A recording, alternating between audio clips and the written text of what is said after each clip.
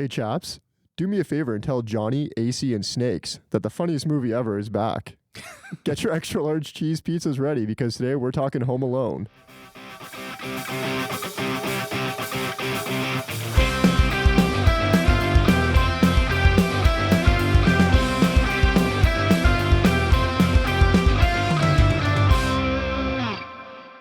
Chaps, you filthy animal, you. How are you? What's new? And what are you watching? Keep the change, you filthy animal. That's a great intro. Kudos to you remembering all the names. Was it Aces, Jacks, and Snakes? AC said yo 10%. I love that. I love that. What a great movie. Fake movie within a movie. Yeah, it's the holiday episode. I'm stoked. You asked me what I've been watching. The last couple weeks, I have been watching a couple different things. So Silo Season 2 is back on Apple TV. Have you ever seen this? I've seen a couple episodes of the first season, yeah. I really enjoyed it, but I decided to watch it like 3 days before our subscription ended, which my partner reminded me, and I was like, I can do it in like 3 days. I think I got 2 episodes in. Totally fair. I mean, it's a good show. It's actually, like, the twists and stuff are really interesting. The second season so far has been pretty good. There's an addition, like a new cast member, who I really love. I'm not going to spoil it in case you do watch it, but it's a guy who, like, I think you like him too. He's in some things. Is it Nick Cage? No, it's not. I mean, that'd be cool if it was. Missed opportunity. And then I also gave Star Wars Skeleton Crew a shot because I'm riding high on the Jude Law train. Jude Law's back. It's Jude Law's back. And I'm pretty optimistic about this one because the first 2 episodes are out. I think the new ones just dropped it. They're doing like 2 episodes a week kind of thing. I like that. How do you feel about that? It depends. Like if I'm like if I already have a show on the go, I don't mind the episodic releases. Okay. But like if I don't have anything and I just want to watch all of everything right now, I hate it. So it depends. Like if I have Silo on the go, so I'm okay with Skeleton Crew. Okay. And I'm a couple weeks behind Silo, so like that's also a weekly release. So. Okay. But no, I'm optimistic because it's got big kids riding bikes vibes, but in we Star do love Wars. That. We love that. It's got very big Goonies vibes. So the first 2 episodes were pretty decent, and I didn't mind them. And then movie-wise, I tried to get my partner to watch Hot Frosty. I've tried really hard because I wanted to check it out ever since you mentioned it. But we settled for Our Little Secret. It's so much worse, in my opinion. It was fucking terrible. So much worse. We did watch that as well. I saw such a bad movie. I saw it on your Letterboxd. It was so bad. Lindsay Lohan and randomly the guy also from Mean Girls, the principal, isn't it? Tim Meadows? The principal. Yeah, Tim Meadows isn't a randomly. Tim Meadows is... No, but I mean, he gets like, a shout out. Yeah, he gets a shout out, but I mean, like, he's randomly in this Netflix Christmas movie just because probably Lindsay Lohan's in this Netflix Christmas movie. I thought you were going to tell me what the guy, like, opposing her in the movie is from. Because he's from something, too. He looks like fucking, like, Fisher Price, Seth MacFarlane, in my opinion. I see that. That's actually really funny. What's he from? I can't remember. My partner told me. He's from, like, a show that I wouldn't watch, but... Yeah, it's fair. I mean, it was a terrible movie. We watched the whole thing, too. It's funny you say that because, like, I really enjoy these movies and watching them with my partner. And the reason I enjoy watching them is the very reason you and your partner don't invite us back to watch stuff at your house with you. And it's because we talk throughout the happened entire... one time, and it was during the challenge. Throughout the entire movie and show. Like, we just sit there and we just nitpick it apart. And to me, that's, like, it's good bonding time. I just feel like this movie had, like, a lot of... Like, it could have been a lot better than it was. It was just so... Ugh. Ugh. All right. I would have much preferred to watch Hot Frosty because I saw the like little clip on Netflix for it. I'm like, this is fucking hilarious. Like it's the same thing though. This guy's blue. Like he's like, because I think the scene on the Netflix like title card is when he comes alive with his scarf. So I would have preferred watching that. The last thing I watched recently was the Teenage Mutant Ninja Turtles animated movie. Okay. Which was a blast. Nice. Highly recommend for everybody. There's a lot of them now. So is this? I can't keep track because I feel like there's so many. Is this the one that Seth Rogen is in, that he voices somebody, or is this... I can't remember if he voices somebody, but it's like him and Evan Goldberg like produced, and I think they helped write script on it. I can't remember if they're actually a voice. They probably are, like just randomly, and I just didn't catch it. But the movie itself, though, was a blast, and the animation style, like if you like Into the Spider-Verse, that sort of stuff. Oh, nice. It borrows from that, but is also still like... it's very hand-drawn-esque. Like it's funny. There's someone has like a mustache in it, and it's like the classic like twist, like where you draw a character and you just draw a little circly mustache on their face. Like it's really funny. That's good. I wish the audience could see the hand motions you were doing, because I I was doing it for immediately you. knew based on the hand motions. Yeah. But yeah, how are you? What have you been watching recently? I haven't really watched much because it's that time of year where I get sick. Literally every December, right around this time, I get a very gnarly head cold. You've had a head cold my entire time knowing you. I just don't sleep. It's not because like I can't. It's just because like I just like to stay awake, I guess. I don't know. You want to squeeze every ounce out of the day. That's what I mean, right? You know, you got to seize the day. Yeah. No, it's definitely not that either. I just like can't get off my couch and drag myself to bed. Other than that, though, we can do a little quick Survivor recap if you're into that. Man. Spoilers for Survivor, season 40, whatever. 7? Part 1 finale. Part 1. Tough break for you. Yeah, tough break for me. Genevieve went home. Genevieve went home. I hate that. You and your partner were having a bit of a showdown here. We do a Survivor pool for our listeners every season. And you and your partner it was looking like we were getting a showdown in the finale. I thought we were going to have, like, regardless, we're taking the money. Like, it doesn't matter who else is in the final. Like, we're taking the money. Because my partner has Rachel. Yeah. So, yeah. Yeah. And she's going to win. I mean, if they don't get her out, yes, she's absolutely going to win. They've already admitted, like, I think at this point, everybody left. You either do fire at bare minimum. Like, she's the only one at camp who could do fire. Is she? They've already said that. Like, she's fantastic at making fire. Nobody else makes, which I don't understand. 'Cause if I was going to go on this show, you're out there for 26 days practice. Like, go fucking sign up for the scouts. Yeah, if I get the call, if you start making it into the like final 6, final 5, whatever, like start getting your reps at fire. Like, what are you doing? Why are you just sitting in the shelter and not like practicing fire? See, even that to me is like, that's sus, right? Like, people are gonna be like, oh, like, you think you're gonna make fire? Like, fuck you, you're going home. I'm talking like, I get the call from Jeff Probst, and he's like, hey, Rip, do you want to come on Survivor? I'm already in my backyard, like fucking with my hands in a stick, you know? Like, old school. Trying to get the friction going there.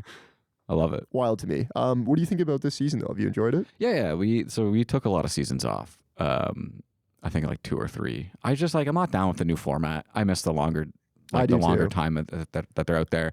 I also just like, I'm not down with the cast last couple of years. Like, they're just too nice of people. Like, not enough villains on the show. Yeah. This season though has been like a big change of pace. Like, I've really enjoyed like a lot of the people on the show, and the cast is good, and I mean the challenges have been great. It's interesting that none of them have shot in the dark. So like, I feel like that's sort of made the gameplay a little bit more interesting near the end. Like, no one's worrying about like there's shot in the dark, so we have to split votes. Like, it's all just pile on that guy or pile on this person. This is a perfect example, like this season, to me anyway, as to why they should go back to just having 2 people at the end. Yeah. Because, I mean, you figure, let's say it was Genevieve and Rachel at the end, and you're the third person sitting there. Like, do you plead your case? Because I think at that point, you're just like, guys, like...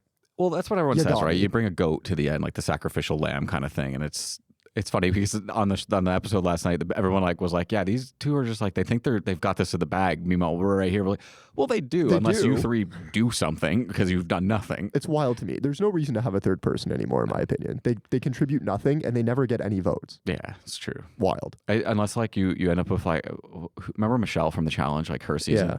She got brought as a goat and got all the votes and won because people just liked her. She didn't do anything the entire season.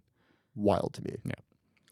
Anyway, that wraps up kind of what I've been watching, because again, I've been, you can probably hear it in my voice. I've been very sick. Yeah. Well, I'm glad you're on the mend.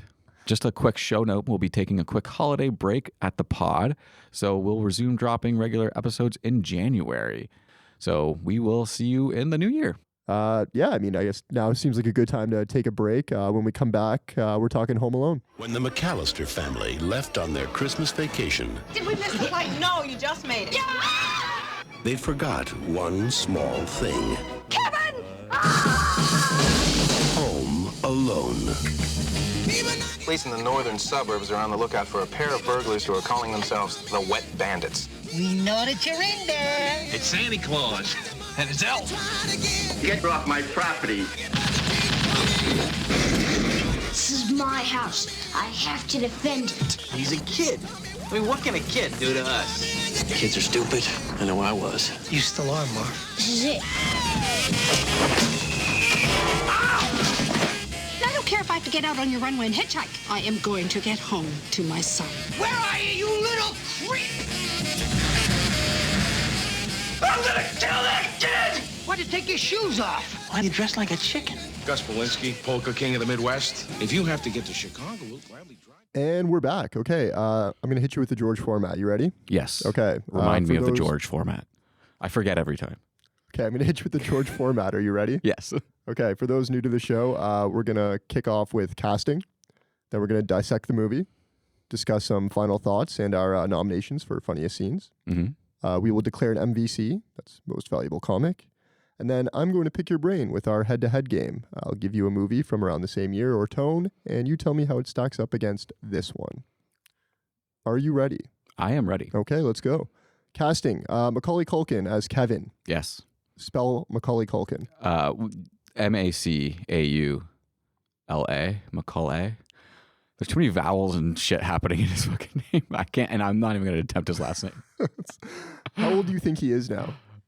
He's like in his 40s. He's like 42 or 44 or something. That was a like good guess. He's actually...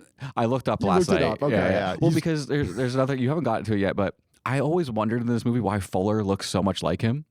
It's his brother. It's his brother, and I didn't know that until I looked it up last night. That's funny. Yeah, he's 44 now. That is wild to me. So looking back, it's clear he was like one of the most successful child actors of the 90s. Mm-hmm. I'm going to hit you with some notable roles.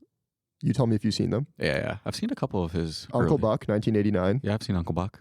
Home Alone, which we just watched. I hope you've seen that one. Yes. Home Alone 2, and of course a banger that I haven't seen in a while, and I'm gonna have to go back and revisit.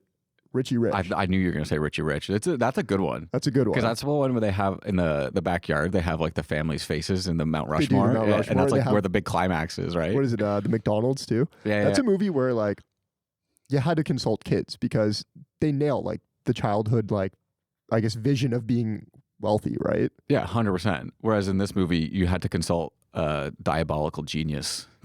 And then do to everything set the up these opposite? fucking traps. Okay, Joe Pesci as Harry. Which I love.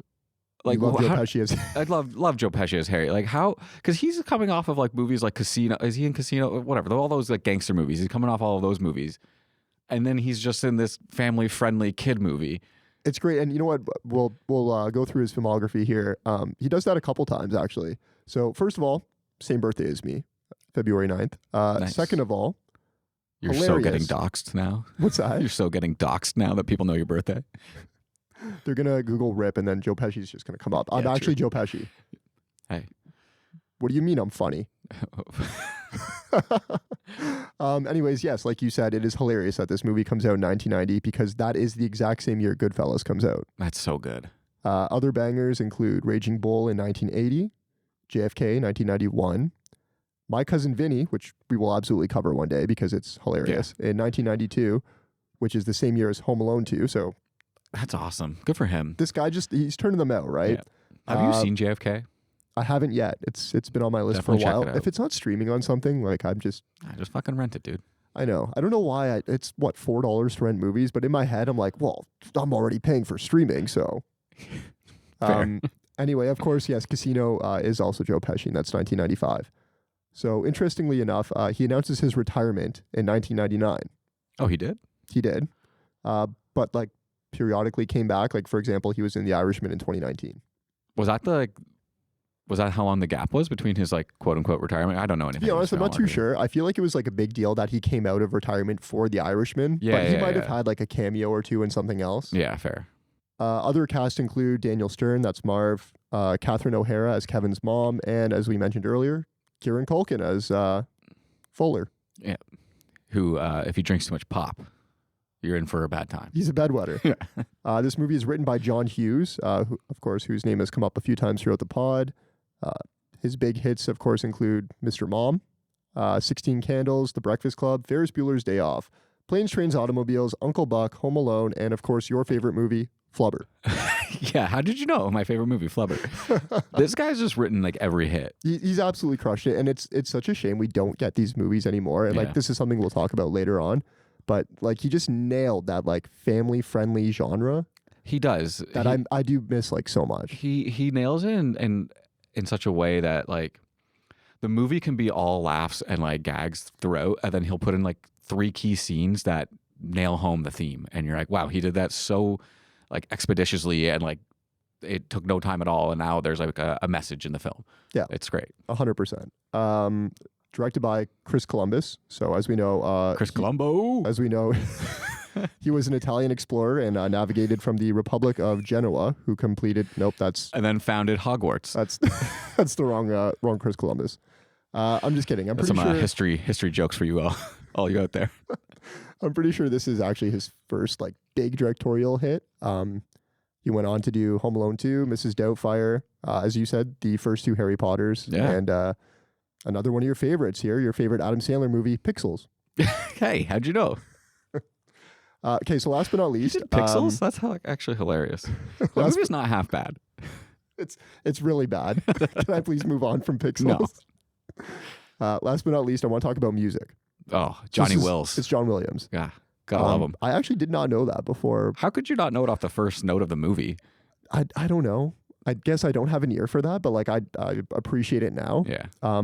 So before we move on, this does bring me to a game I want to play. So since you knew it was John Williams and you have an ear for this, I want to play a quick game with you. Okay. I'll first preface this by saying I do love the score. It is so whimsical and fun. Oh, dude, there's just magic in it. It's like this is like pre-Harry Potter, because he does Harry Potter as well. So he does. I have 3 movies for you that he has scored. Yeah.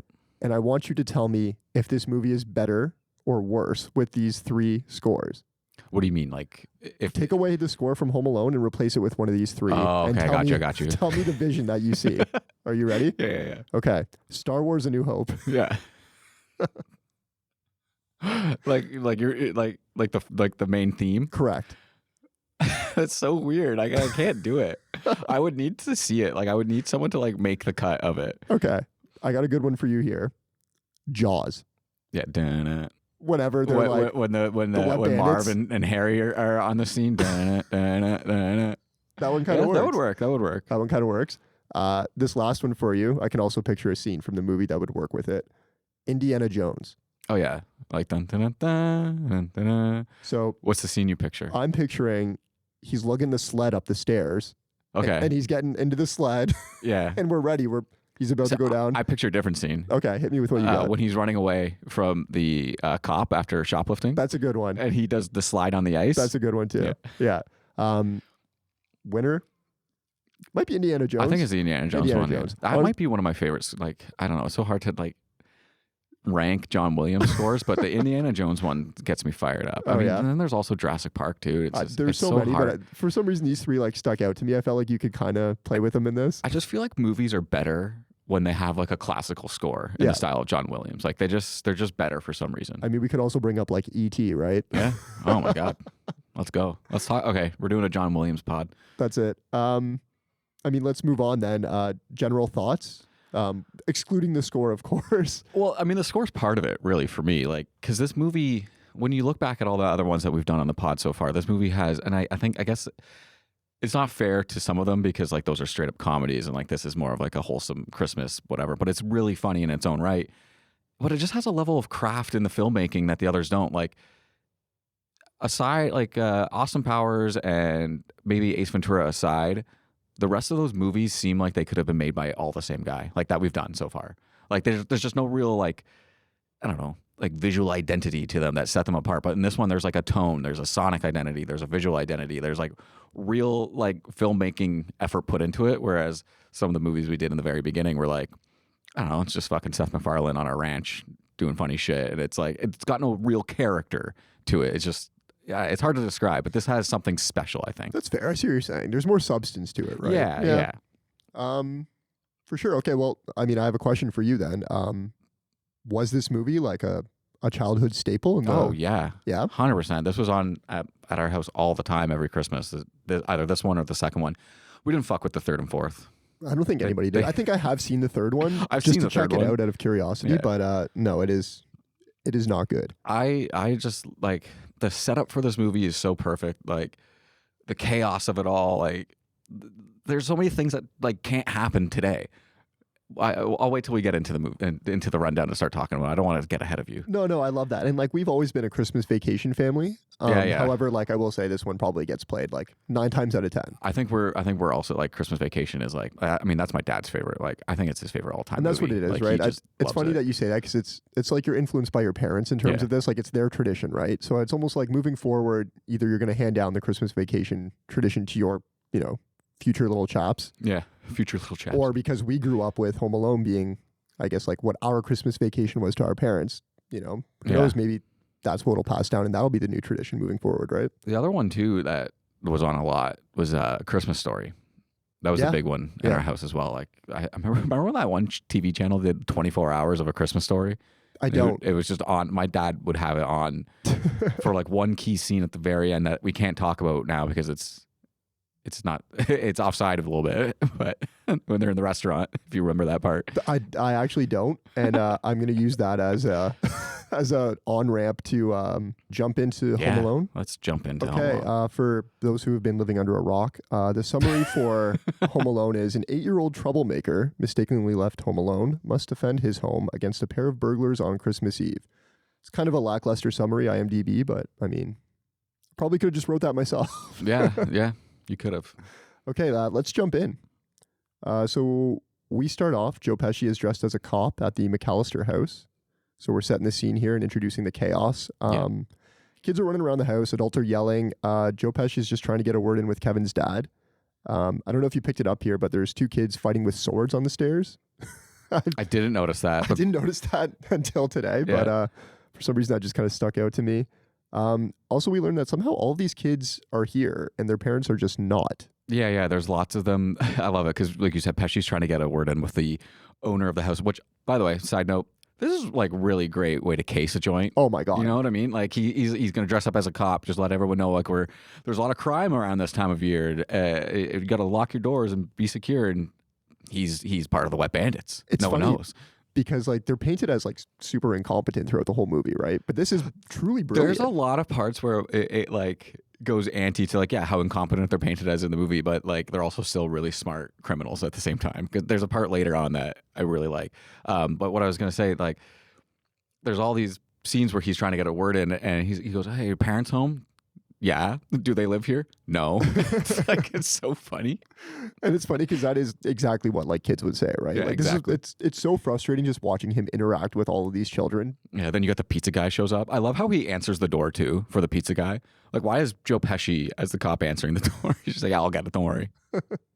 So we learned that all the neighbors are all heading out of town for vacation. I think Catherine O'Hara's on the phone and she's like kind of recapping it. That's how we know. Yeah. For some reason, one family's like choosing to spend the holidays in Montreal. Montreal. I'm just kidding. We love our Habs fans. What? There's a line here that is kind of funny and adorable for little Kevin McAllister here. It also doesn't make any sense to me. His mom says that he was in the garage again playing with the glue gun. Yeah. What could he possibly be? What is he playing with the glue gun for? Well, you didn't hear it? He was making Christmas ornaments out of the old fish hooks. So was he? That's so strange. Like, yeah, he's just chilling in the... Also, if that's all he's doing, why can't he do that? I don't know. Maybe, I mean, he's 10 and probably shouldn't be he's 8. playing. He's 8. He probably shouldn't be playing with a lot of the shit he's using in this movie. Yeah, sorry, but you get Buzz a fucking gun that he hangs off of his wall, but Kevin can't play with a glue gun and make ornaments. Anyway, we see him. He's scrambling around the house asking people how to pack his suitcase. And we get the classic case really funny. From I think it's his sister, because she says, "Mom will help you pack your suitcase." She says, "Kevin, you're what the French call lazy compétent." Yeah, classic line, all time. Which also feels wrong. But yeah, I don't think it's right. But I don't know French, so Habs fans, please write in and tell us if that's correct. There's another part too where one of the girls asks Fuller where the shampoo is, and he goes, "I don't know, I don't live here." It's so true. Like, why would you ask Fuller of all people? That's fair. Let's move into Buzz's room. Mm-hmm. What stands out to you?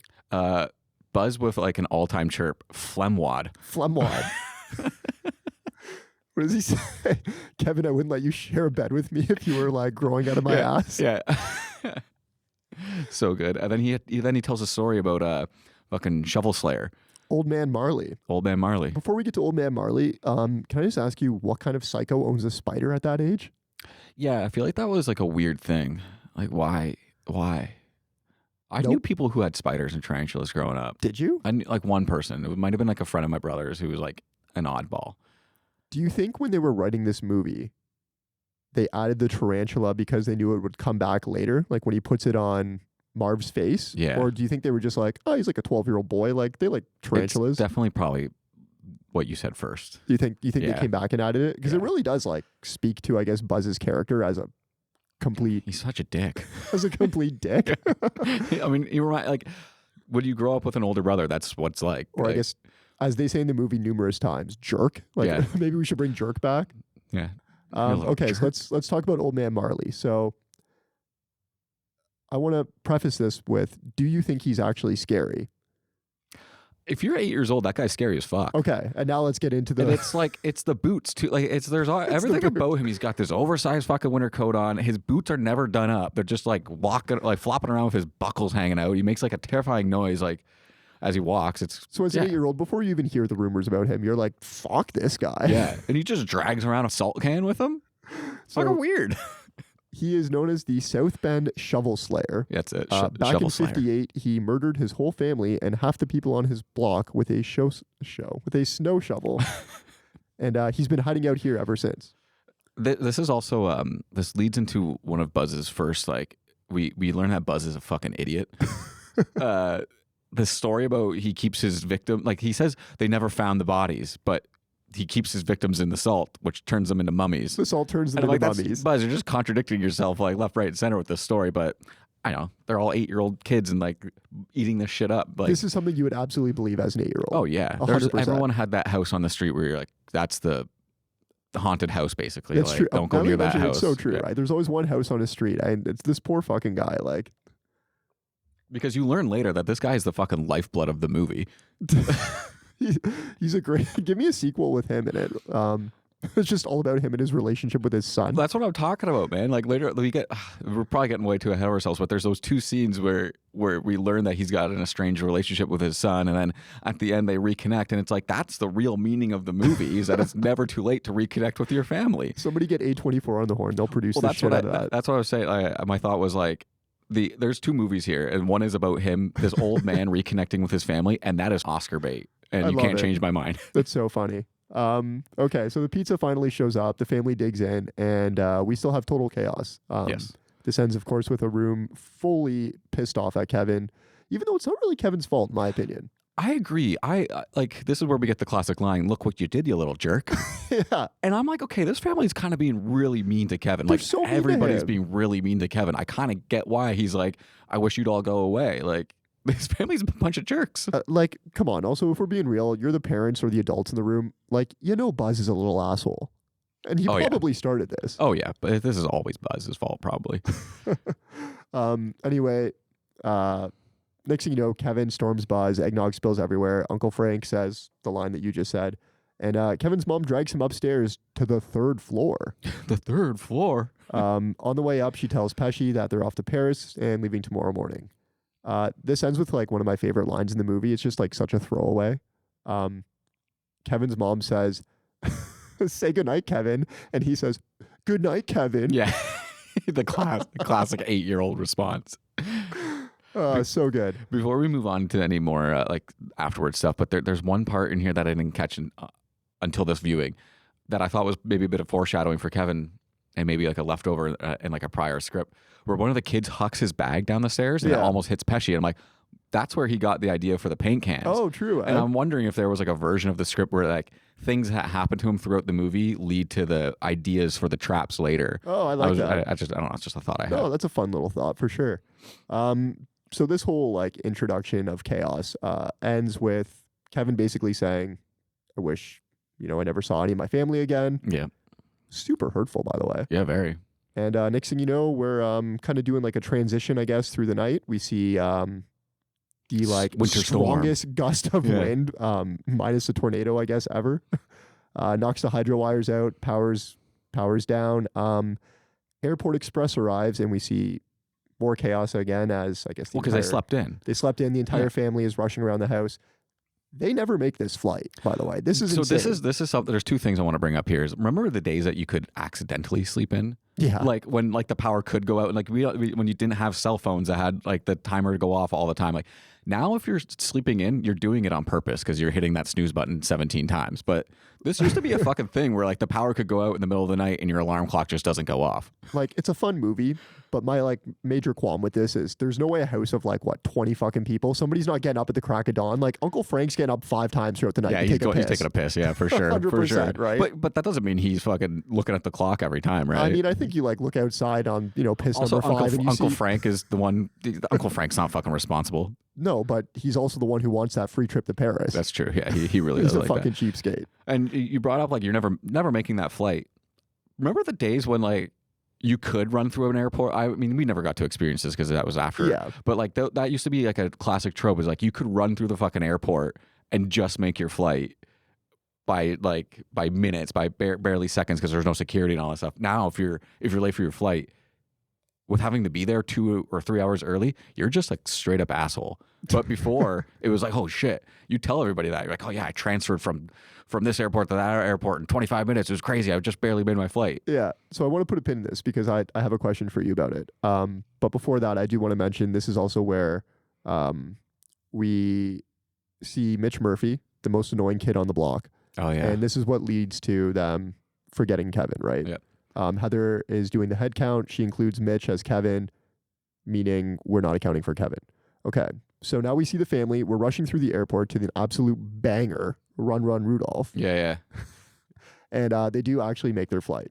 So my question to you is, at the age of 32, will you ever run again for anything in public?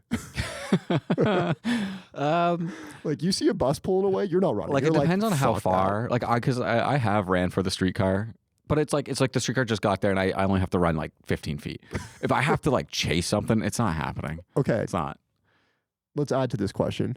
You have a backpack on. Oh man, running with a backpack's the absolute worst thing in the world.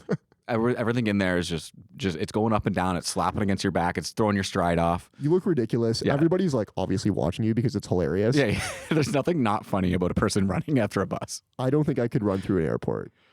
Yeah, I'm probably not going to run through an airport anytime soon. No. Because I'm going to be there on time. Yeah, 3 hours early. So they make their flight. But of course, Kevin's mom can't shake the feeling they forgot something. The garage doors. Enter Kevin. He opens the bedroom door to an unusually quiet house as the plane takes off. So this kind of like, sends off our introduction of chaos. Yeah. We get the whole premise of what the movie's going to be about.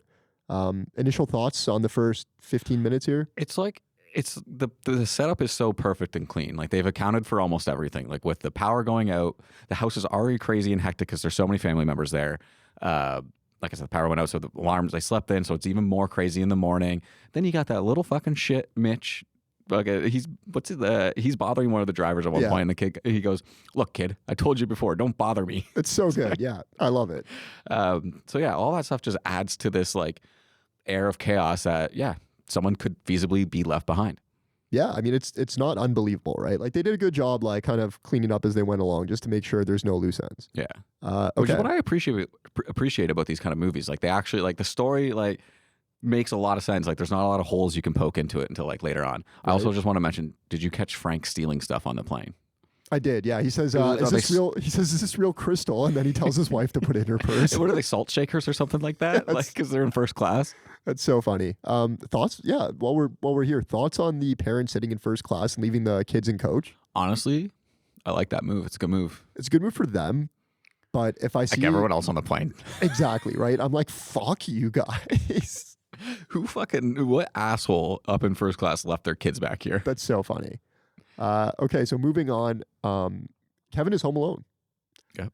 He enters the kitchen, throws the TV on, which apparently only plays black and white movies or TV for some reason, TV shows for some reason. He can definitely sense something is up, right? Right. Little 8-year-old's intuition.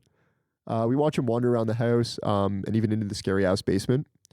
Side note, I don't know if you caught this, but there's like a dozen mannequins downstairs, which is funny because we see them later on. But why are they there?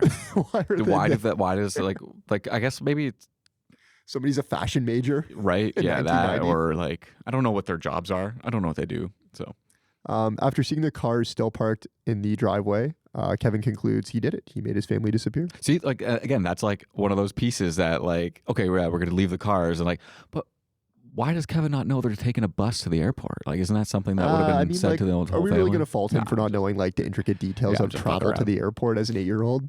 Yeah, he doesn't care. He doesn't know how to pack a suitcase. Exactly, right? Okay, so we get a series of shots here.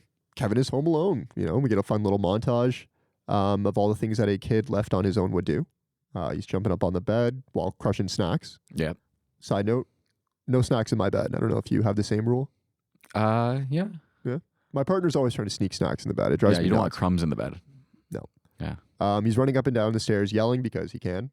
And naturally, he's digging through a big box of his older brother's shit. Yeah, that's what you do. You snoop through your older brother's room. You got what, like nudie magazines, firecrackers, and then we get a classic line here. Buzz's girlfriend. Woof. Which is funny because there's so many iconic scenes in this movie, and I feel like that's a line that is just like withheld the test of time. Yeah. So Kevin spots Buzz's rifle. This kid has a fucking shot on him. Oh yeah, he's a sharpshooter. He grabs a bunch of toys and lines them all up in what I think is a laundry chute. Yeah. He hits every single one. He does. Every single one. Yeah, I said he does. Yeah. You're not as impressed as I want you to be. Sorry. It's fucking incredible. Are we like, sorry, do you think you could hit even one? Honestly, probably not. Like first shot dry, probably need like a test shot, you know, before I dial it in. It's wild. We see the kitchen. It's destroyed with marshmallows, ice cream, chocolate sauce. That's the part that I love when he starts like he has his dinner and he's having ice cream for dinner and it's like the biggest mountain of ice cream you've ever seen. Like I have to think they actually consulted this kid on this movie because like they really do hit what it's like to be 8 years old. Oh yeah, everything that he's doing in this sequence is what I would have done if I was an 8-year-old left home alone. Right? It's so good. So he puts on Angels with Filthy Souls. That's what the movie is called. I don't know if you picked that up. Wouldn't be my choice of movie if I'm home alone and I'm 8, but I do get the sentiment of, I guess, wanting to watch R-rated movies. Yeah, it's the movie that you weren't allowed to watch it last night with the family, so... And again, good callback because earlier he does come into his parents' room and he says, Uncle Frank won't let me watch a movie. It's not even rated R. Yeah. So he's like, fuck you, Uncle Frank. Now I'm going to watch an R-rated movie, right? I don't know. I'm not sure about this, but I'm pretty sure Snakes in this fake movie is one of the Forellis from the Goonies. Oh, really? He looks like identical to one of the Forellis, like the bad guys in the Goonies. I'm like, that's got to be him. Can we just pause here and appreciate the name Snakes? It's Oh, not yeah, it's Snake. great. It's Snakes. It's Snakes, yeah. It's Snakes And with this an is S. like, this is a fake movie made for this movie. Like is it actually? Yeah, it's not like a real thing. There are scenes made for this movie. Because I'm pretty sure. It seems very real. Yeah, well, Like yeah. all of those movies are the same. Right now, It's noir. some film junkie is like screaming at me right now. It's not a real movie. So I've said like iconic like 6 times already throughout this movie. Throughout this episode, do you think this is the most iconic scene in the movie? Him coming on scene and saying, "Keep the change, you filthy animal." I don't think so because I think there's a couple other ones. I think Catherine O'Hara, who is an absolute fucking treasure in this movie, she's perfect. When she's on the plane and she remembers that she forgot Kevin and her whole Kevin, That's like, literally scream, the next scene. like that because exactly it comes up next. Like I think that's maybe more iconic, and then you also get Macaulay's aftershave moment. That's where really he screams funny. in the mirror. Like so, like I think those two are. It's so hard because The aftershave moment is what I have written down as my favorite scene in the movie, for what I find most iconic. But then again, I feel like this one has made it through pop culture the most. Like you see fucking Christmas sweaters with like "Keep the change, you filthy animal." that's true. written on Yeah, it, right? like all those lines. Yeah, that's fair. Okay, so next up, we already kind of talked about this. It's one of my favorite scenes in the movie. Kevin grabs the sled, drags it up the stairs, and he opens the door. This and is flies sick. Like I right want to try through it. this. I feel like this was like a big gag in the 90s. And whether or not it was a sled, like sometimes you'd see like a mattress. Yeah. I remember as a kid, this was 100% something that I wanted to try. And Yeah. I'm pretty positive that I tried it. I think I did this with one of my with my brother, like his hockey team. Like we did it. Like Oh, he yeah. had a travel hockey team, so we did stupid shit like this Oh, all the time. 100%. Like hockey teams were 1,000%. Yeah, I doing had to this. go on like all the trips with them, so like doing dumb shit like this. I love it. Okay, so this is the first time we meet Harry and Marv together. It's their first attempt at the house. So it's nighttime, and we have our first look at the Wet Bandits. Yeah. They're sitting in their van, and Harry counts down as each automatic light on the block turns on. Again, But they know their shit. they know their shit. Like, They're casing the joint real well. do you think that if Harry didn't have a Marv and he had another Harry, that they would have been successful. Yeah, probably. I think Marv right? is. Do you think Marv's like slowing him down? Marv is probably slowing him down, but I fucking love Marv. I love Marv Marv. adds so much. Like once Harry and Marv are truly introduced into the movie, you start thinking about like who is the MVC of this movie, because there's a lot of contenders. You got O'Hara, you got Pesci, you got Uncle Frank. Throws off a couple of funny lines. Kevin himself is like, yeah, Kevin's great. Yep. Marv. And then like later you get Candy comes into play.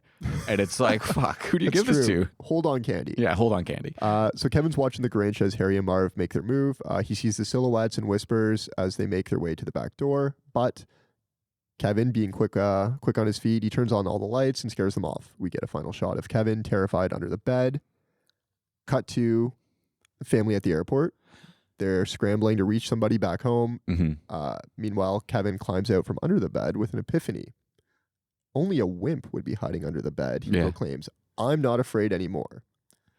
Is this also the same like moment we get? I don't know if we covered it. Pesci and Marv in the car, and he's talking about the possible take at the McAllisters. Yeah. Did you catch up with the stuff that he I listed? did, yeah. Like, so he goes stereos, VCRs, looking at some fine jewelry, possible cash hoard, and other odd marketable securities. What the fuck are those? Like physical shares, maybe? Is that what he means? Like I have odd no marketable securities? I would, maybe, yeah. Like what does that mean? They're like looking to nab like 100 like shares of Disney in paper form, like in a vault. Yeah. Like, I love that part. That's so good. Yeah, that did not age well, I guess. No, yeah, stereos, VCRs. I mean, fine jewelry, cash hoard. That's always going to play. But I want to ask you about this because the fucking balls on this kid to be like, I'm not afraid anymore. As a 32-year-old adult, like my partner's leaving for 3 days next week and I have the home alone. Yeah, I'm going to come rob you. The home to myself. Yeah, I'm fucking scared and it's not even I'm that come time Harry yet. and Marv you. I don't want to be home alone at all. Yeah, fair. Yeah. So we get a good bit here with the cops. Catherine O'Hara does get through to the cops. Fake Kramer from Seinfeld. I don't know if you picked this up. Yeah, because what's... Oh, yeah, he is. I was wondering, who does he play in Seinfeld? And it is. He's Fake Kramer. Before we get to that guy, though, I love the way that she kicks the lady off the phone. Like, she goes up to this French lady who's talking on the phone, and she just, like, whatever, kicks her off, and then she grabs the phone. The way she just delivers this line, she's like, hello? Oh, she'll have to call you back, and just hangs it up. Like, it's so good. Catherine O'Hara is awesome in She's this a movie. natural.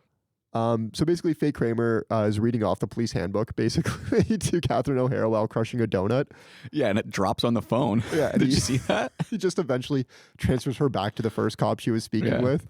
This is all like, this is a funny gag. Yeah, I like it. Except, well, because she gets through to the cops, and then she's like, oh, no, you want family crisis. So she, like, bangs on the fucking window, and Fake Kramer picks up. I love that. A cop eventually does go to the house.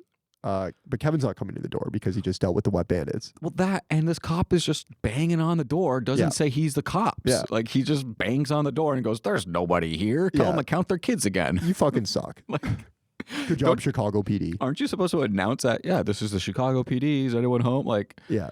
Jeez. Minimal effort. Could have solved the whole movie right also, there. he just gives the house like a look, and he's like, oh, yeah, it looks pretty secure. Yeah, everything's secure. Which is funny because I don't know if you caught earlier in the movie too, Kevin McAllister's dad basically goes, oh yeah, you know, we got automatic lights on and doors on the locks. What else can you do? Yeah, doors on the locks, yeah. Locks on the doors, yeah. Yeah, I mean, as much as you could do, right? I mean, he's not wrong though. For the 90s, yeah, I guess. Okay, so next day, we're off to the grocery store. Yes. Kevin's out of the shower, and we get the aftershave. Yep. This scene has still stuck with me all these years. This is my most iconic scene, I think, in my opinion. Like when he screams? Yeah. Yeah. It's a classic. And it happens twice. As an adult, do you use aftershave? Has aftershave made it to 2024? I don't use aftershave. The only time I ever use aftershave is when I go to the barber and they do the back of my neck. Yeah. My barber is always like, aftershave okay? I go, yeah. I do love that. Yeah. Also, it smells great. Yeah, it does. I just don't use it. So we get the iconic screaming scene with him. Next thing we know, he's climbing up Buzz's shelf. He's looking for money, right? Yeah. And the whole thing collapses. We see the tarantula escape, and he pockets Buzz's life savings. Is what he says. Yeah. Meanwhile, we see Harry and Marv robbing the Murphys. So this is a funny. Is this when Pesci's playing with the car? Is it Pesci playing with the car, or is it? I was the Marv and Harry mixed up. Pesci's Harry. Yeah. Yeah, Harry's Okay, so- playing with the RC yeah. car. He unwraps Yeah. some of the toys. I think Marv's got what? He's got like the night vision goggles on. He's or doing something, and he's just breaking a bunch of shit too. Yeah, his complete like carelessness with the Murphy's house. It's so funny. It's here that they do learn that the McAllisters are gone, and they're heading back to the McAllisters tonight. Mm-hmm. So let's move ahead here to the grocery store. The fucking gall of this kid. Kevin wanders up and he asks the cashier about the toothbrush. Is this toothbrush approved by the American Dental Association? I love so the old lady, nice as she is, tries to help. Yeah. I do love though the reaction of the other guy. Yeah. She goes like, "What? I forget his name." Calls him over. He's like, "Is this young man wants to know if this toothbrush is approved by the American Dental Association?" And he just goes, "I don't know," and like, Which is like, I get the appropriate fucking like reaction. having worked in retail. Hell yeah, I don't fucking know. Like, shout out to that woman cashier because she handled that a lot better than I would have. Yeah. Been like, the fuck out of here. She's like genuinely curious. She's This like, "Oh, kid's I don't know. Maybe it is." He's 8 years old. I'd be like, yeah, where are your Just parents? take the toothbrush, you little shit. Get out. Let's be real too. It's probably on the toothbrush. Yeah. I don't know. I don't Read know. the back. I now I need to go home and check all my toothbrushes and see if they're American Dental Institution approved. So while waiting at the cashier, old man Marley shows up. What happened to his hand? Yeah, that's like terrifying. And the way he slams it down on the counter too would scare the shit So out of me. unnecessary.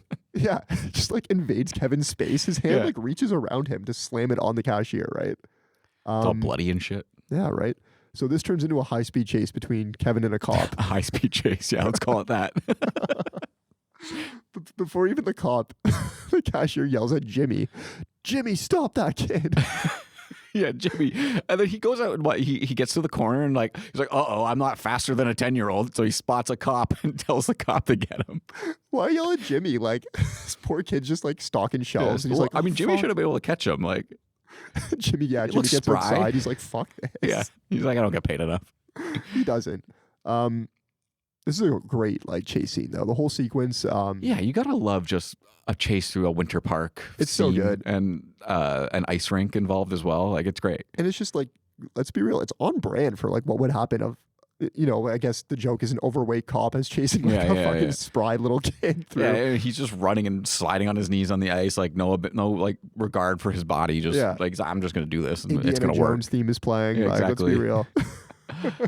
There's one thing that I think we kind of glossed over, and it's when Harry and Marv are robbing that house again. Yeah. We get the mention of like Marv's calling card. It's our calling card. We're the wet bandits. That's literally the next scene. Oh, is it? Oh, Yeah. sorry. My notes might be out of order, but I love when you finally see what's on the side of the van and it just says OK Plumbing. Yeah. So after clogging the sinks and running the taps at the Murphys, Harry and Marv almost hit little Kevin McAllister. Yeah, they almost smoke him. But it's funny because to me, you know, the first time I'm watching, I'm like, oh, that's like actually pretty funny. Like that's cool. Like running the sink, right? Like I get it. And then, you know, I feel personally attacked by Joe Pesci too because he's like, you fucking idiot. Yeah. Like you doing this again. And he's just like, oh, it's a calling card. It's cool, right? Like Joe Pesci, you don't have to steal all the greats have a calling card. Yeah, right. You're stealing his thunder like that. He's just trying to have a good time. Like, I don't know. Shame. So that leads to them following him, right? Yeah, so they stalk him down the street to see what house he goes into. The way they follow him too, though, is like, why? Like you could have let him walk away before pulling out of the driveway. So did you just like crawling right behind them? Did in you this pick van. up on this like quick camera cut where Kevin turns around and he looks at them because they're following him, right? Yeah. And Joe then Pesci and he starts whistling. He's like, yeah, so good. I love that improv. So Kevin runs off. He doesn't go home. Smart kid. Yeah. He goes to the church. Smart kid posing as a wise man. He poses as a wise man. This is so ridiculous. This kid, when I saw this, I'm like, what's Kevin's fucking IQ? This kid is off the chart smart, or he's like, he's either that, or he's either the kid that's in advanced classes, or the one that's so smart that he's done all the work and disrupting everybody else in class already. Yeah, right. So like, this kid's just such a fucking smart ass. Like this doesn't make any sense, of course, because there's not just like a wise man costume laying around, and it's not like he didn't take it off of like a plastic there's dummy, a cut, right? There's a cut, so you don't know. He probably just locked the dummy down, threw a towel over his head, a blanket over his head. Shut up! Like it's funny for the movie, but again, it's like I get what you're saying.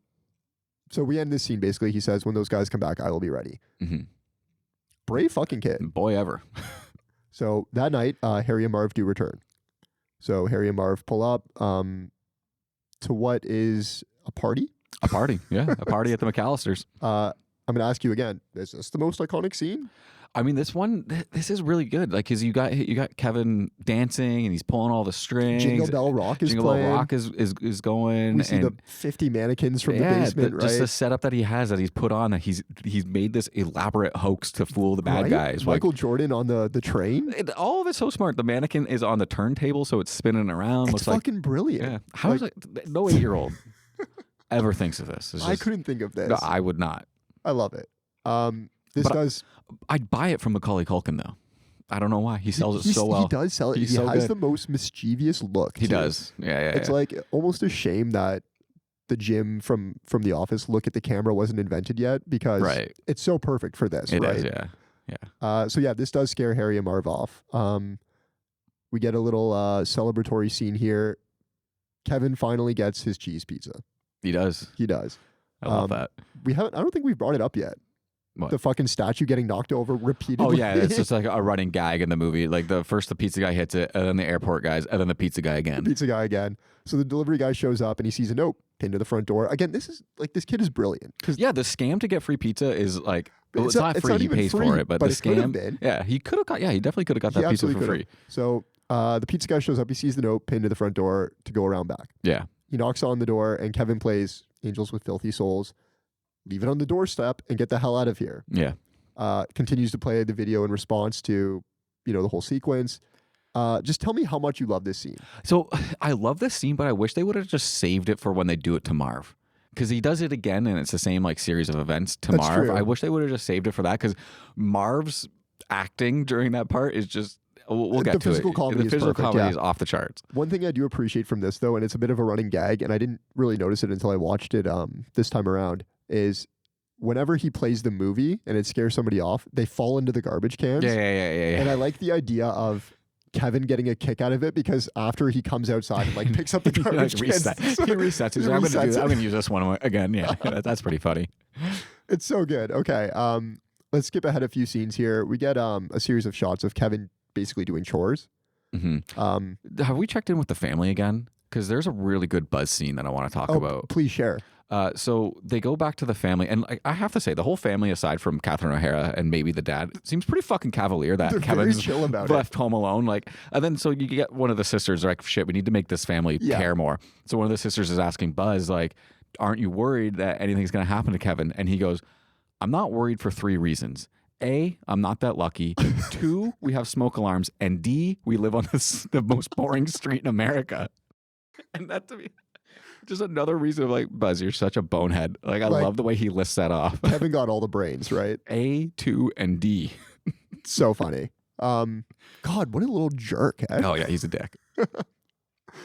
Okay, so Kevin's doing chores. He hops out of the shower. We get another him combing his hair, recapping what he's got on the books for the day. Yeah.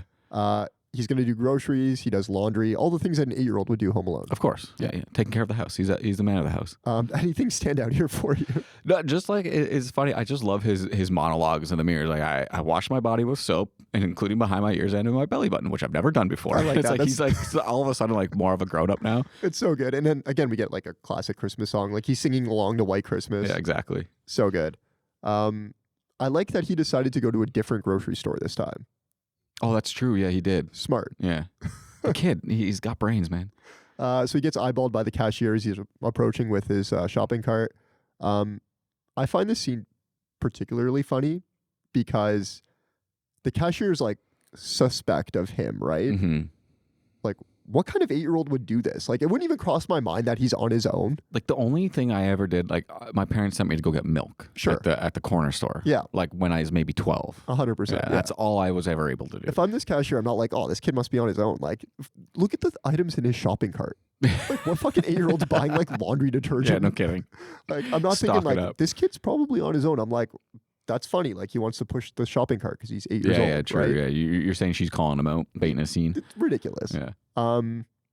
We get a classic scene of him walking home with the bag plastic spray. bags and the bag spray. For me, I'm is this a symbolism of the movie's going full slapstick now. Like the bags break and like the gloves are off basically. And he it's does like, do a little bit of a like Jim from The Office look at the camera he too. does, It's like, oh man. Oh man. Is it now that comes up when Marv is scoping out the house again for the second time? Yeah, it is. Yeah. Yeah. But before this happens, we do get like a little bit of like some character progression here because we see Kevin doing laundry downstairs. Right. Yeah. He's not and afraid. The furnace laughs at him, right? He's not afraid anymore. But he's not afraid anymore. In fact, he tells the furnace to shut up. He does. Such growth. Okay, yeah. So Marv is checking out the house for the second time. I love this part. Well, please kick it off. Tell me what you love. So Marv's going up to the house. He's snooping about, and he's looking through the windows or whatever, and doesn't see anything, and then notices the doggy door. Yeah, and I love that he puts his foot through it. Yeah, and then his shoe fucking falls off, and then he has to reach through and grab it again, and that's when we get the second playing of Angels with Filthy. What is it called? Angels with what? Filthy Souls. I believe. Filthy Souls. Yeah. But this time, Kevin adds to it with the firecrackers. Brilliant. Oh, he even man. thinks to like put it in the pot too, right? I would have like if I'm gonna light the firecrackers as an 8-year-old, I'm just gonna light the firecrackers. 100%. I'm not gonna put them in a pot first. Like I have no idea what I'm doing. That's so funny. I don't know if you hear him or if he does say it, but like when his shoe comes off, like that's a massive like oh shit moment, right? Yeah. Like Yeah. in my head, I just hear him like shit, Yeah. Shit. Fuck. shit, oh fuck. So this obviously scares the shit out of Marv. Oh yeah. He reports back to Harry. Snakes. I know I've heard that name before.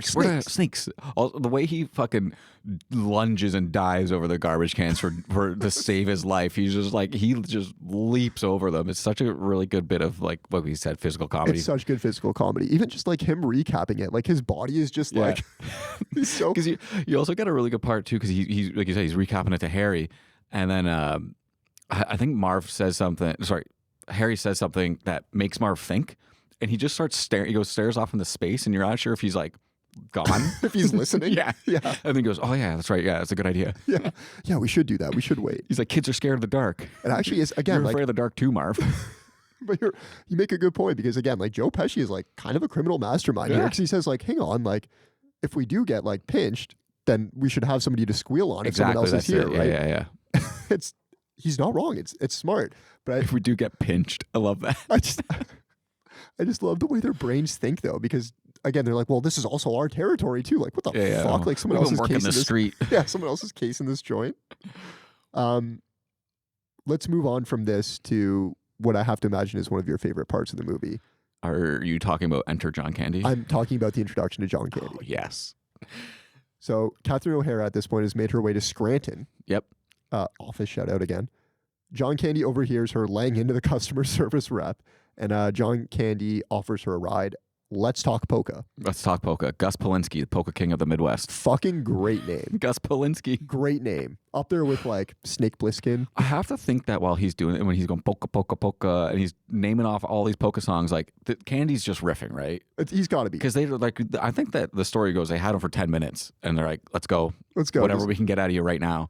The fucking aura of this guy.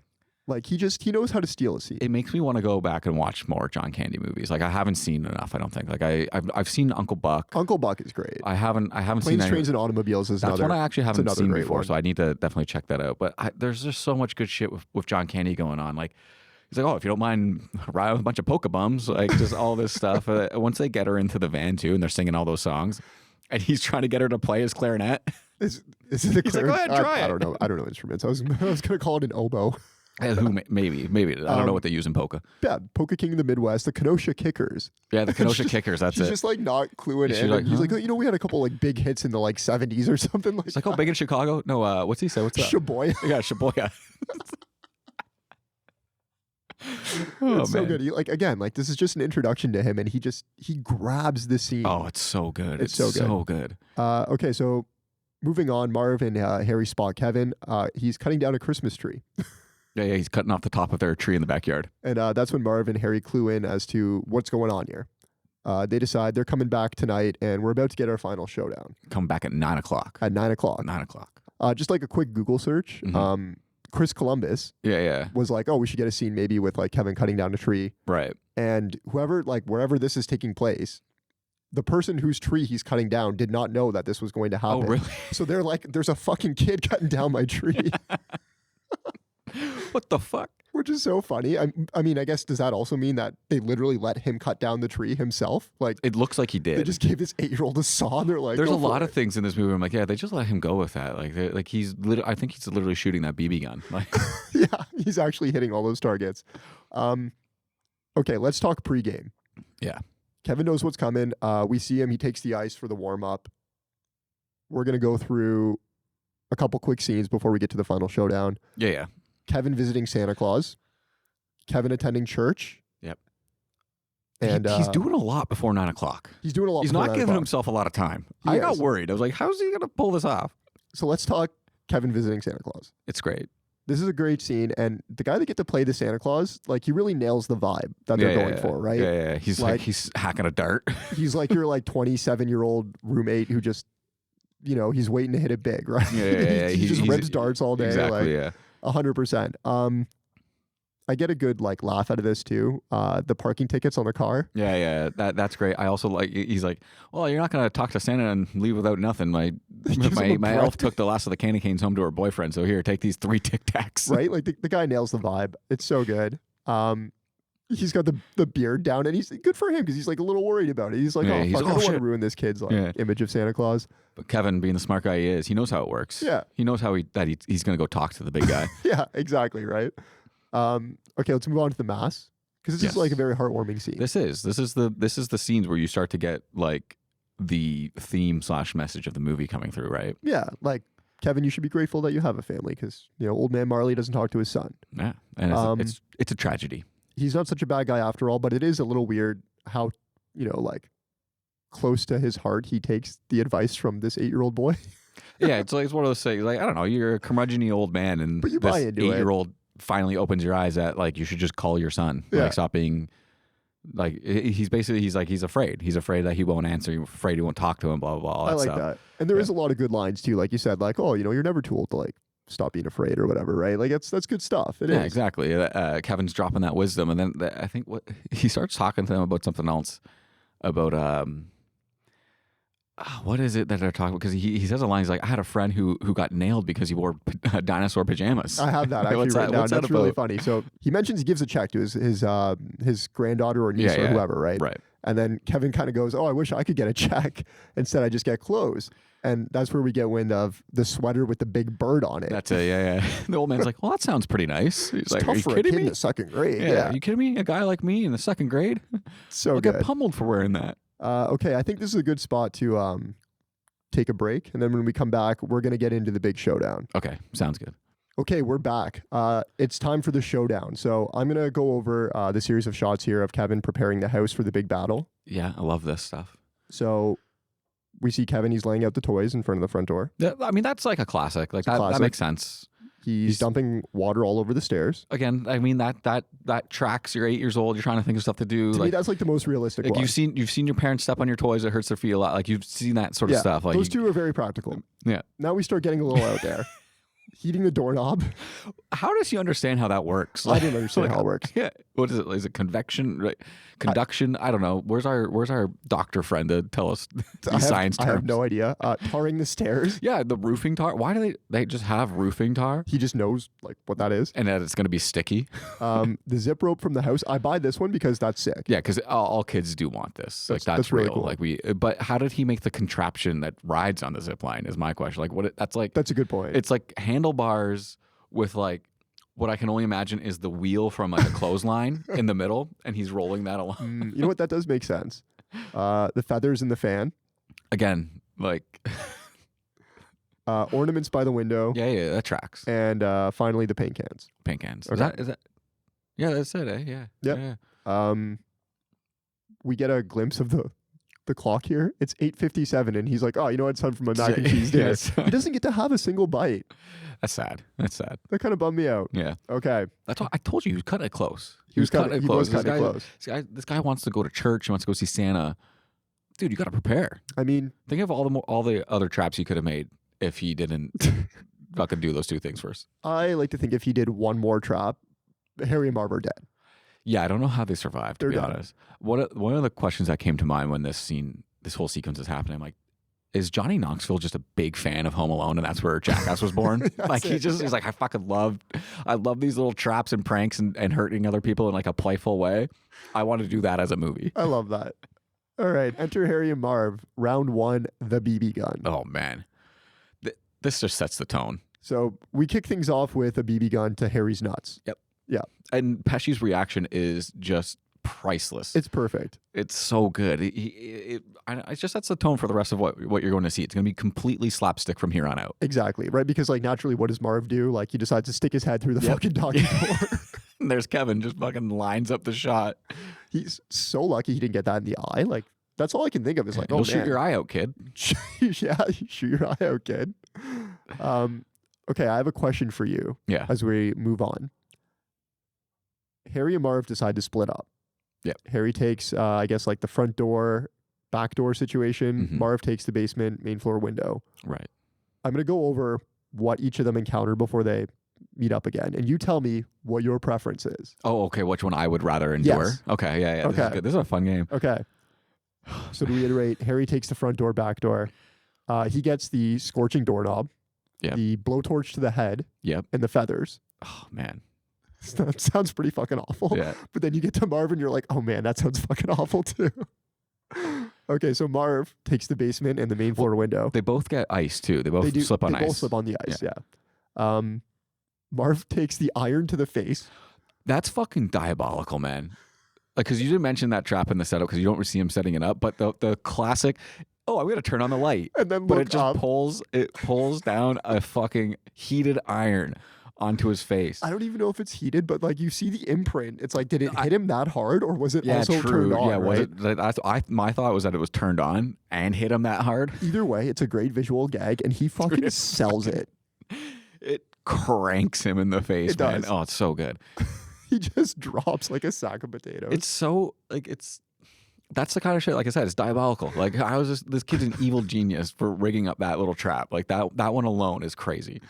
Okay. The tar stairs. With the nail. With the nail, yeah. That sucks. Horrible. Have you ever stepped on a nail? I have, yeah. It's As a the kid, worst. I did. Yeah. It's the worst. Just the.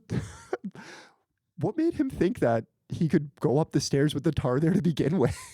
I love it because like you get because when you come back to Marv, he's halfway up and you see like socks. He's left his socks behind and he's getting his foot out of the last one now. Yeah, and then like Marv's left without shoes the rest of the fucking movie. Yeah, which leads us into the Christmas ornaments, right? Because he Right. goes through the window, Oh. and I don't know if you notice this, but he slams his feet down on the floor too. Yeah, I mean, I know the ornaments are probably like what made of that sugar glass that they Sure. do in movies, but that just looks like it sucks. It hurts so bad. I'm 100% taking Harry's route. You're taking Like, Harry's route? like, sure, you kind of get burned on the head, but like, I don't know. Like, I don't know if I could deal with stepping on a nail. But then you get all the ornaments in your feet too. Yeah. The fucking iron off the dome is a for sure concussion. Like, That's for sure. I guess it really comes down to with like how bad are the burns going to be versus like a literal concussion. And then like I have to imagine an infected cut in your foot. Yeah, true. Yeah, that as well. Like, is his hair coming back? Is his scalp so burned it's never growing back? Kind of And thing. then of course the feathers are just annoying. Yeah, I love that. That's one of my favorite parts is when they finally reconvene in the house. They both made it inside. They've dealt with their various traps, and Marv sees Harry and goes, "Why the hell are you dressed like a chicken?" Like to me, the feathers truly are like the icing on the cake because Yeah. that's what sets you over the edge, right? You're like, I just got my head like lit on fire. My hand has like a giant M embroiled in it. And then you're like, these fucking feathers. My question with the feathers too is like, you gotta imagine Pesci's like, you want me to get feathered? Like, you're getting one shot. Like, you better get it in one. Like, I'm not doing it again. Like, Yeah. he's I didn't even mention it because it's like a small gag, but he's got like the saran wrap that. yeah. Because he walks into what is it syrup that he put all over or like actual caulking glue? Like, he puts something heavy duty on that Yeah. saran wrap. It's so funny. And then, of course, forces combined, they both fall in the race cars. Yes. This is what also sets me off is after they've fallen, Kevin taunts them. Yeah. Like, at this point, you don't give up and go home because you really want to kill this fucking kid. Yeah, I understand why they haven't given up and gone home. Like, I don't know if I could continue, but I get that they're like their ego is scorned. Like they're getting shown up by an 8-year-old. You have to continue. You're so fucking bloodthirsty that you have to continue at this point, right? Why not just leave the kid upstairs? Just fucking take everything on the downstairs and get out. Just come back the next day with a fucking gun. Okay. But he taunts him. He goes, "Do you guys give up, or do you want more? Or are you thirsty for more? Are you thirsty for more?" If you hear him say that, you're also like, "Well, fuck, he's got more in store." Yeah, Like, exactly. I'm not going up there. That place is a fucking...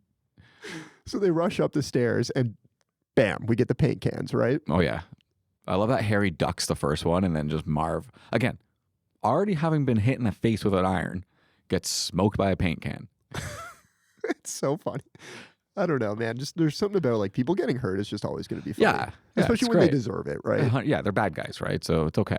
So they do finally make it up the stairs. They trip on this like random wire that he sets the trip wire. The trip wire. Great booby traps. Like I can't think of anything else they should have added here. Like they check all the boxes. Yeah, because they toe that line of like, sure, maybe a 8-year-old's imagination could come up with this, and they're also not like completely deadly booby traps. Like they're, you know what I mean? Like they're towing that line for sure. Marv lunges at Kevin. Yes, he does successfully grab hold of Kevin's leg, and then this is where we get Buzz's tarantula. This is one of my favorite scenes. For me, this is iconic. Please take it away. When Marv has him by the ankle, and Kevin finally grabs the tarantula. Gross, by the way. I fucking hate spiders. But he puts the spider on Marv's face. Yeah. And the way Marv screams. There's a moment of like, you see him realizing what's happening. He's like, that's a spider. And then he just screams bloody murder. I might put the clip in because it's just so good. It's so good. I got him.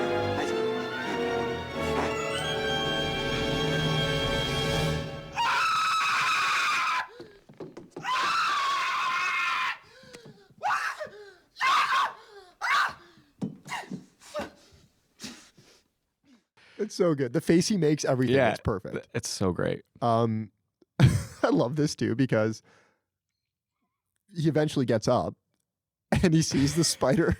It's on Harry. He fucking smokes him with that crowbar. Harry, don't move. And then Harry gets up and smokes him back with the crowbar too. Man, that's awesome. He's dividing and conquering. He's setting them against each other. Exactly. It's so good. And then he escapes to the treehouse. He does. So he gets on the zip line. I mean, we're not even going to talk like logistics here if this works or not. It just It works. It works. It just works. It works. There's a lot of good. There's like a couple good moments coming up too with this whole. Oh, it's so good. He escapes through the window on the zip line. Harry and Marv decide to follow because like a fucking course. Well, Harry makes a good point. He's like, I'm not going back down through that sideshow down there. We're gonna get all banged up again. Like, fair enough. Yeah. Kevin waits until they get like a few feet, obviously, right? Before that, though, he's like, you better catch me because I'm going to call the cops.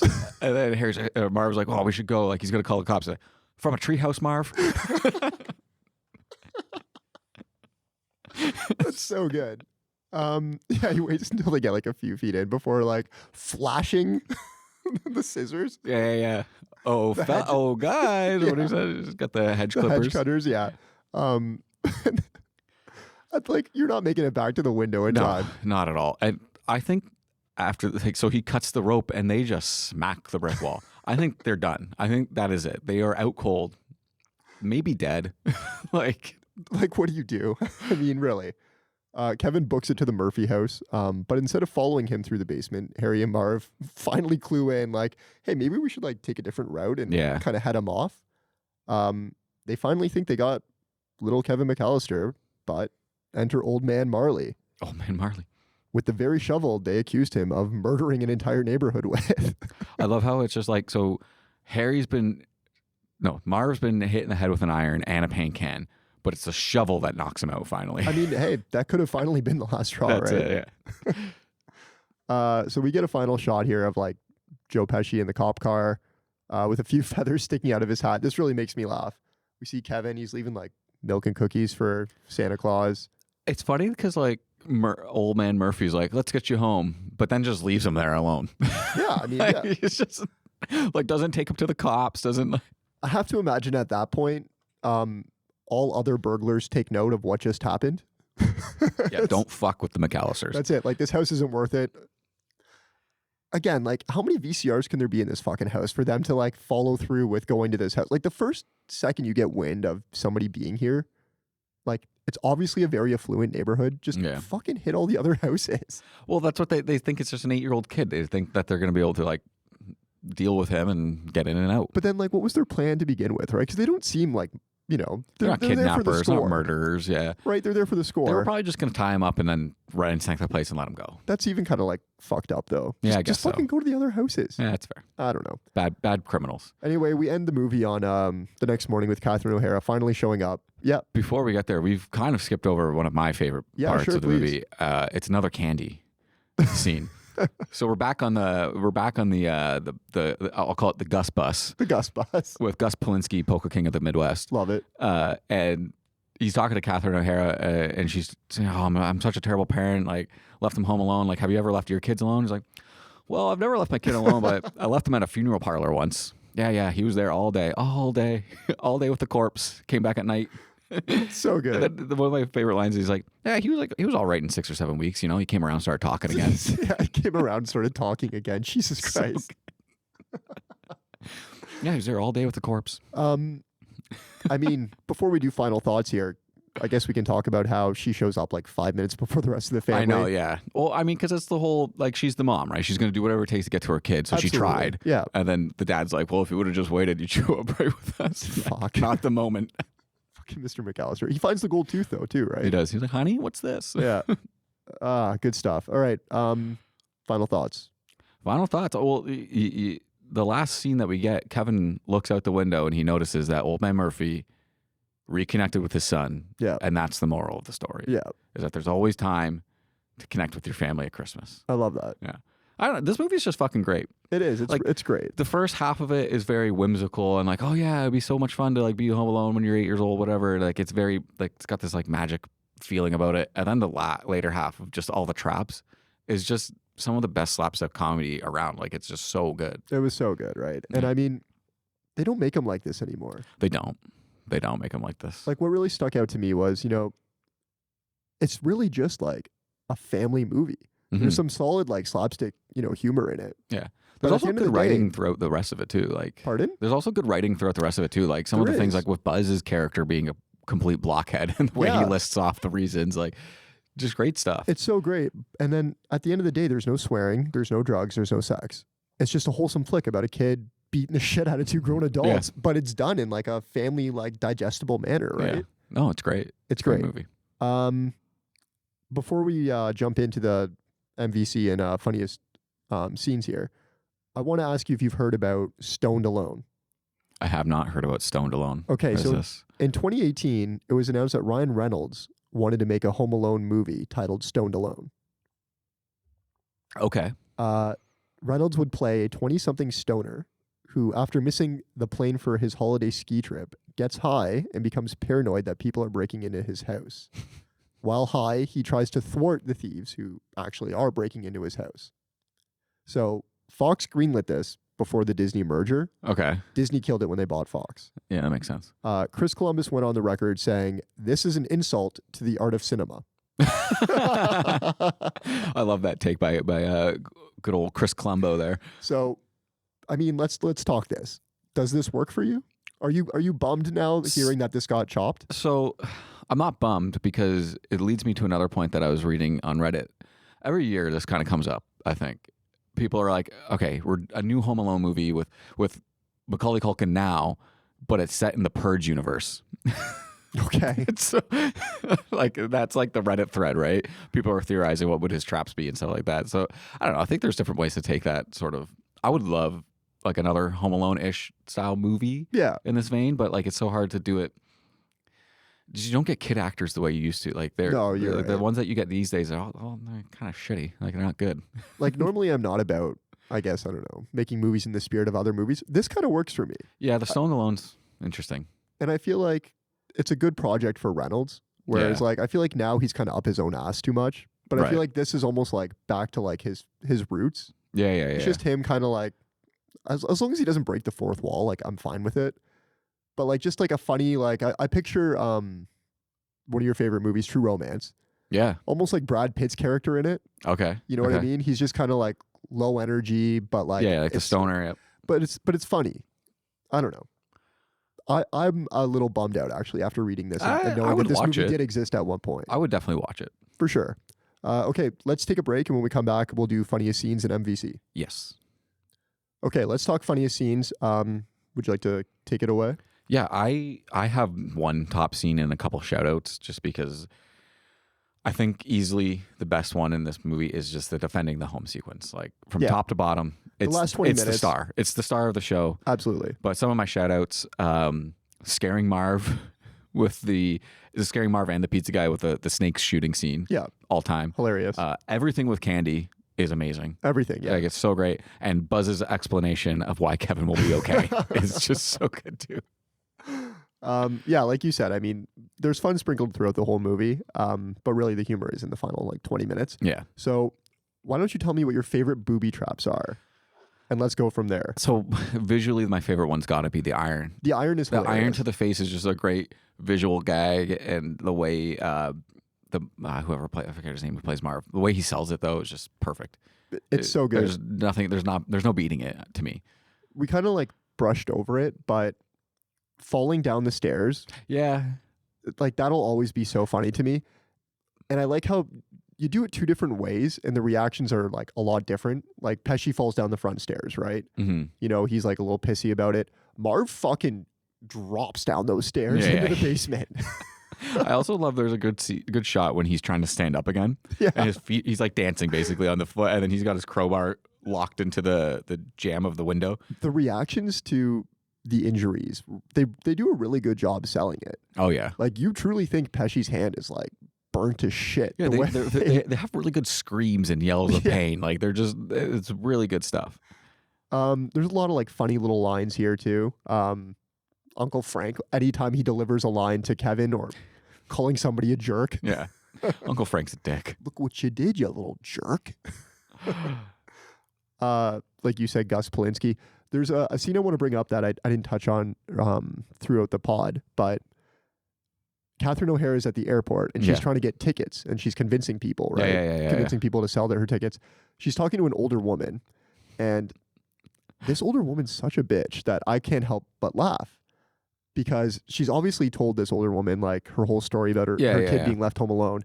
And then the older woman goes, "Is that a Rolex?" Yeah, she's so like, come on. Like, this woman's already giving you $500, her earrings, 2 first-class tickets on Friday. Like, you're being mean. Like, before we even get to that, like, she already told you the story about her kid being left home alone. Like, and you're asking for it's crazy to me that like not one person in line was like, "Here, have my ticket." And she does end up giving the tickets to Catherine O'Hara. That's how she makes it to Scranton. Yeah. But look what it fucking took to get them. Like, yeah. Way too much. That's crazy to me. All of John Candy's poker crew. The whole poker crew. I don't know if you see that guy over there. The guy in the yellow jacket over there. There's like 5 of waves. He's gonna rent a big old bus. Like, I guess what I'm trying to say is, yeah, the last 20 minutes is really funny, but there's like a lot of like wholesome jokes sprinkled throughout. All of the buildup is great. Like, there's not a like dull moment in the opening either. Like the fun really begins when the traps are set. But like you said, the entire opening of the movie is really fun too. Like there's a lot of good stuff happening there. Absolutely. All of that said, the big question: who is your MVC? Oh my god, it's like this is one of those ones where like, there's no real like. Sure, the movie really hinges on Kevin, but is Kevin being comedically funny? Yeah, maybe yes. Like he kind of is. Or is it Marv and Pesci, the reactions to the traps? Like, it's so hard to nail down like one person, and then like fucking John Candy just steals the show as soon as he's introduced. It's every line he says is funny. It's hard. I don't know. I don't know if I have one. Like, what are your thoughts? For me, it's Marv. Okay, Pesci is hilarious, but Marv just sells it more. And I want to like sort of preface this with like, it's Marv's job to be funnier than Pesci, in my opinion, because like this is like we've seen this duo, you know, over the course of like all TV and movie history, right? Mm-hmm. There's always like the leader of the two and then the idiot, right? It's the Pinky in the Brain. Pinky in the Brain. Like South Park, they have the one-offs. Was Bugs Bunny? There's another one in there. Right, yeah. Like, it's a tale as old as time. it's Marv's job to be funnier, and like he just does it. Marv has way better physical comedy than anyone else in the movie. Like absolutely. The way he starts walking after he's stepped on the nail, and like because he's not walking properly anymore. He's got no shoes on. He's walking through snow. It's so good. I would agree with that. Marv, MVC Marv. If you're doing a duo, like it's them. But Yeah. if you have to give it to one person, in my opinion, it's Marv. Yeah, Okay. Are you ready for head to head? sure am. Okay. We're gonna do some family comedies first, and then I'll hit you with some holiday movies. Sounds good. Kindergarten Cop. This came out in 1990, so the same year as Home Alone. I don't remember Kindergarten Cop as well, but I don't think a lot's gonna beat Home Alone in my opinion. So no. That's fair. Groundhog Day. No, I don't like Groundhog Day. Interesting. I'm not a fan of it's because I'm not a fan of those Groundhog Day type movies. Yeah. Like it's weird because like Groundhog Day made the whole trope, but you know what I mean. Cool Runnings, which is John Candy. Feel the rhythm, feel the rhyme. No, Home Alone wins. Okay, and I don't know if you've seen this one, but this is one of my like favorite childhood movies, Little Giants. Oh yeah, I've seen Little Giants. No, not as funny as Home Alone. Okay, and finally Little Rascals. Not as funny. There you have it. Yeah. Okay. Home Alone's a champ. Holiday movies. We're going to start with Arnold again here. Jingle All the Way. No. Nope. No. Deck the Halls. Have you seen this one? This is Matthew Broderick and Danny DeVito. This is where they have the like lighting competition, Yes. right? I haven't seen it. This is on my list to watch. I was actually talking to my partner about this. I was like, we should watch this Danny DeVito and Matthew Broderick movie. It's actually a really fun no. one.